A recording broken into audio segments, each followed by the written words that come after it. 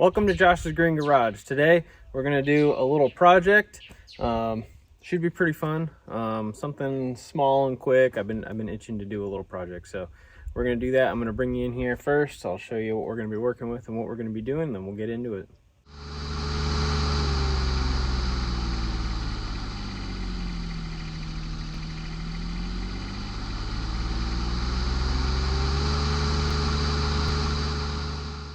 All right, so the project I'm gonna do today is we're gonna make a 3-point trailer mover, like hitch type deal. These can be purchased for, I guess, not too much depending on what you're looking for, but my beef with a lot of them out there is you hear like these heavy hitches, and they got, you know, attachments for the John Deere quick attach weights and whatnot. To me, that seems like a little bit much. If you're moving a trailer, I don't know why you would need extra weight on the rear. I mean, unless you're just using it as rear ballast as well, which is fine. However, in my case, I don't need that. I have my ripper that I can do that with if need be. So I just want to make a really simple hitch. Initially, I was going to get a receiver, weld that to this, and weld up a 3-point and all that stuff. But I thought a little bit more about it, and I was like, what if I can make a little more utility out of it, make it a little bit more usable depending on which height your trailer is and everything. So it gave me the idea to kind of use one of these Harbor Freight adjustable hitches. So it's got, you know, obviously it's a 2-inch receiver, so 2-inch steel bar here, and it's got this adjustable tongue piece. So I thought that would be pretty cool, because then you can adjust the height up or down and then flip it, whatever you need to do. So you have a lot more flexibility than what you would have with a regular heavy hitch, unless of course you just put one of these in it.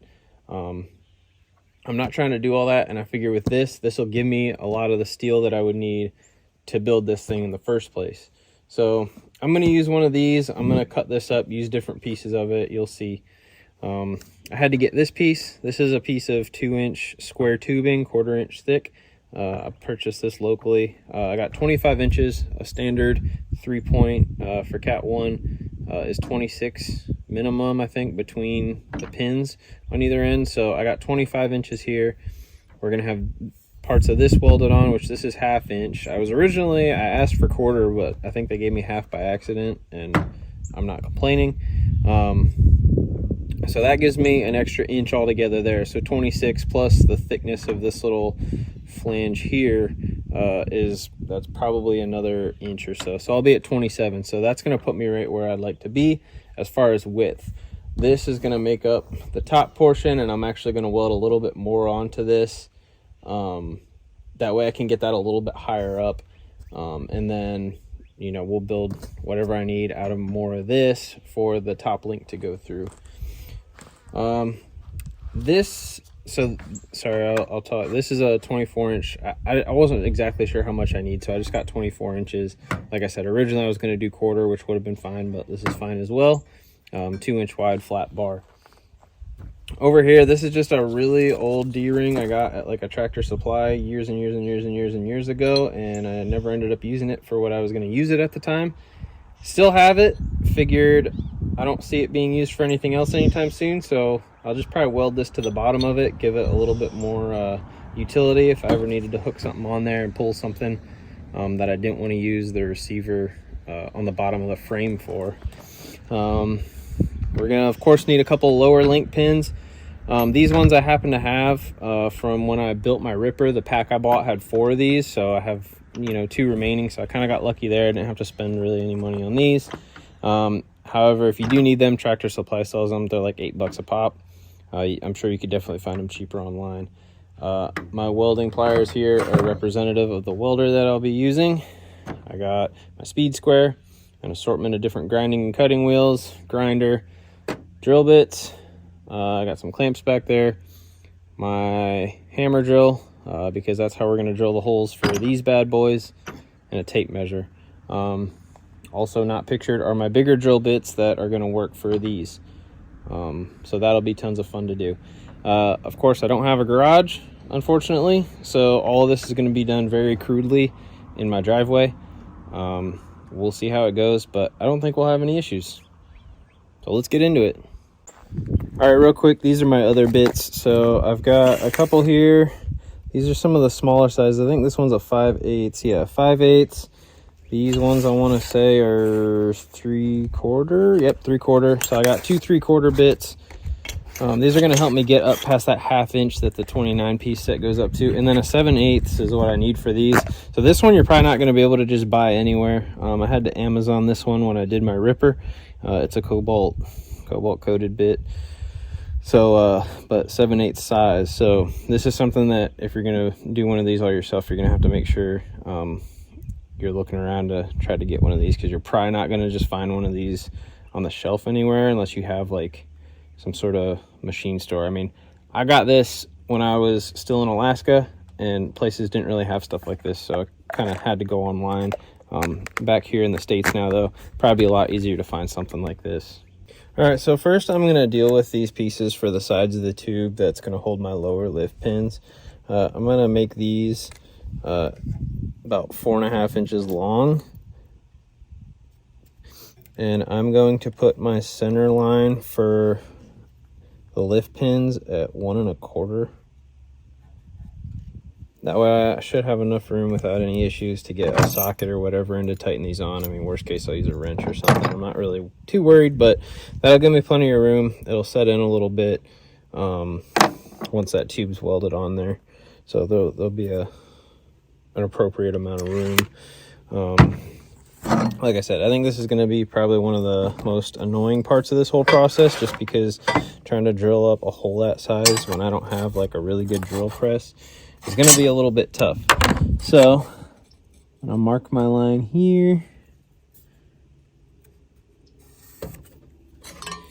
and then I'll mark my center line for my lift pin right there. I'll get that split and worry about all that. I'm gonna get the next one measured out. I'm basically gonna draw I'm gonna draw both of them right now.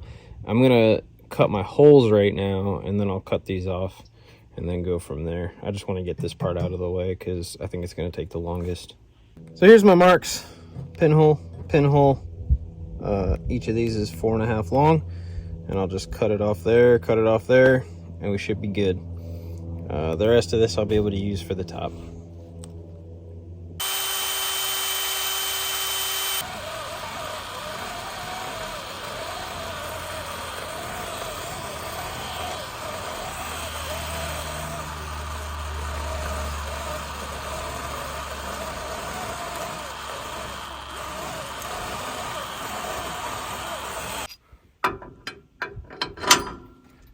That's what we're looking for. All right, I got my two side pieces here cut and the holes drilled. This hole did not turn out the most pretty at the final size. Unfortunately, I broke this side of my 7/8 bit, so this bit is now toast. But it still got through it, and the pin still fits, and it's really not that big a deal. And 1/2 inch steel is way thicker than what I need for this application, so I'm not really worried about the quality of that hole or anything. But other than that, like these other two bits here, the 5/8 and the 3/4, they worked fantastically. I'm not sponsored by DeWalt or anything. I wish I was, but I gotta say, this drill is insane. This is the DCD 998 model. I got this in a 2-pack. It was their top battery powered hammer drill at the time. It also came with their top impact driver at the time too, and the 8-amp batteries and everything. So it was a pretty sweet pack, but this thing is absolutely insane. It has so much torque. I mean, it would break your wrist if you're not careful. It's pretty crazy. I mean, you could see these bits. It drove these through this steel like it was nothing. Compared to, I had a little bench top drill press thing that I was using for my ripper, and it took me like half hour to an hour, I think, just to do some of these bits. So it was pretty crazy. And then I got this and drilled through some pretty thick steel for something else I was doing, and I was amazed. I was like, why didn't I just have one of these the whole time? So if you guys are looking for a heck of a drill, there's my my plug for you. DeWalt, if you see this, I'd love to be sponsored. All right, so this is what is in our Harbor Freight hitch. This does seem like a really good quality kit, better than when I had this set before. I used to have one of these a while back, and now since I'm doing this, I wish I would have kept it. But decent looking little hitch. I'm going to use this as parts. This is going to be part of the mast, as well as part of this will be as well. I'm just going to cut it up and reshape it, weld part of this up top here, and then I'll have adjustability in how high this is as a 3-point attachment. So I think that'll be pretty cool. And if need be, I could always like get more of these parts, weld whatever to it, and kind of make this a multi-tool as well. I always think it's cool being able to use attachments for more than one purpose, hence my ripper, hence this. Realistically, my initial thought was to adapt the ripper to be able to take one of these, just make a shank that would go in that center shank piece, have a receiver on it. But I don't know, to find a piece of steel as thick as those shanks, I'd almost have to either buy a shank or something. I don't know. I wanted to make a 3-point, so that's what we're doing. So I'm going to get this cut up.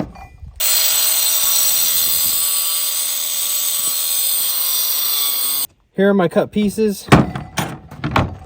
So basically what I'm going to do is next I'm going to grind these down, get all these welds cleaned up that I don't need in the way here. And then these two are going to go together, something like that, giving me one mast. Now, 17 inches seems about the going rate for height of the mast on these things. So, grab my tape measure. That's going to put us at 20, which is also fine. I don't know if I'm going to worry about cutting too much of this off, so we'll probably just go with 20 straight up. We'll see. But yeah, it's coming along. So I'm going to get this ground down. Once I get done with that, we'll be back and we'll start a little welding. All right, so I got everything pretty well cleaned up. I'm gonna tack weld everything together, and then I'll fully weld everything after, and I'm gonna work the top piece at the very end. However, I'm gonna conjoin these two pieces. There's a hole that's for where it would actually go into the hitch receiver on a truck and lock in. I'm going to use that to my advantage. I can drill another set of holes, and then I'll have one more space that I can use this ball at. The piece that had the reinforcement piece, I'm keeping at the bottom. I'm going to attach that to the bottom piece there. That way it sets up a little higher. That way there's clearance for that bracket that holds the ball that'll go on there. So I just have some magnets here kind of holding this together. And as I weld this, I'm going to just kind of hold down on that square there just to make sure everything stays nice and straight as I tack weld this. That way it stays as straight as possible. I'm not looking for any awards on this, so I'm not going to do anything too crazy. Hopefully I can keep my ground connected. I don't really have anywhere good to attach it, so hopefully it'll just kind of make enough contact.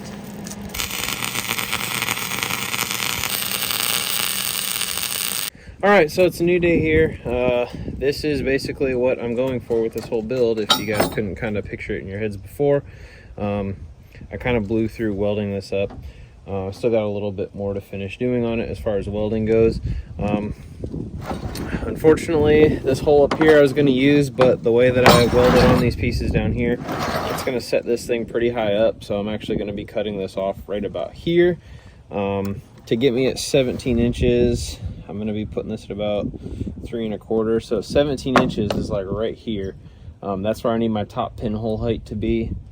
So I'm going to actually need to cut a little bit below that. I'm basically going to make more of these pieces here to go up here to be for the top link. This is going to have to set right about there, right about there to be correct. So I'm figuring on these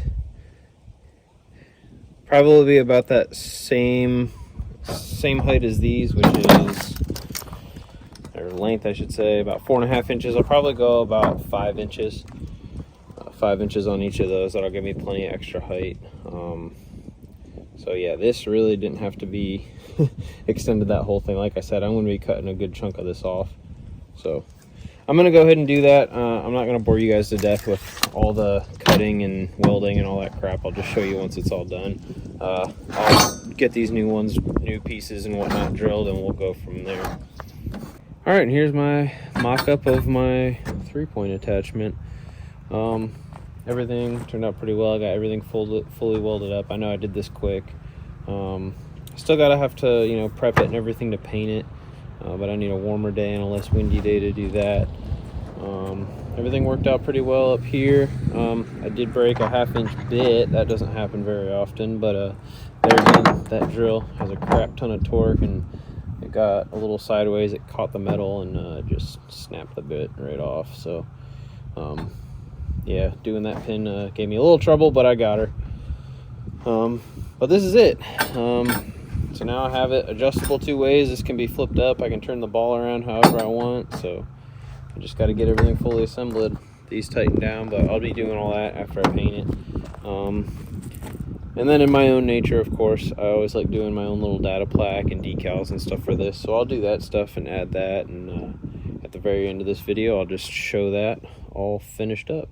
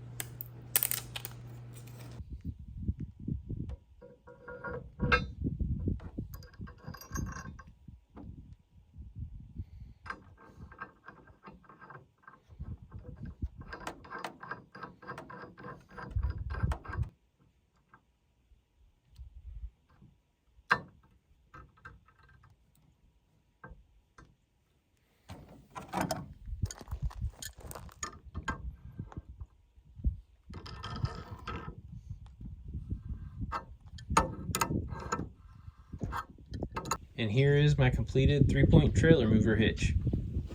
I'm pretty happy with how it turned out. The welds aren't the most beautiful. I was using a heavier setting than I normally use and wasn't really used to it, but enough of that. It's pretty solid though. I did test it out. I know it won't break yet. We'll see what happens in the future, but it looks pretty good. I painted it with you know, the authentic John Deere green paint like I usually do with my implements. I didn't paint this part of the tongue. I figure that's powder coated from factory anyway. I was like, there's no point in messing with that. So just left that black, which I think it looks fine. For the ball, I did not put the crush washer on the bottom. I only have the nut on there. Reason being, if I want to swap this out to a different size ball, I can easily do so without having to use tools. So, I mean, this is just on there, you know, by hand. It's not hard to loosen or anything. Which, you know, I'm not going down the road at 60 miles per hour, so it really doesn't matter for just moving the trailer around. I did have to put a little V-notch in the back here. You probably can't see it, but it just kind of has a little notch in there. I just used the grinder, kind of ground down roughly the shape I needed, and then took my Dremel, cleaned it up, made it look real nice and even. But it worked really well. The reason I had to do that was the top link here. I didn't have the full range of movement with the top link as far as angling goes without that. The top of it was hitting the bottom of the top link there, so that's really the only modification I ended up having to make to it.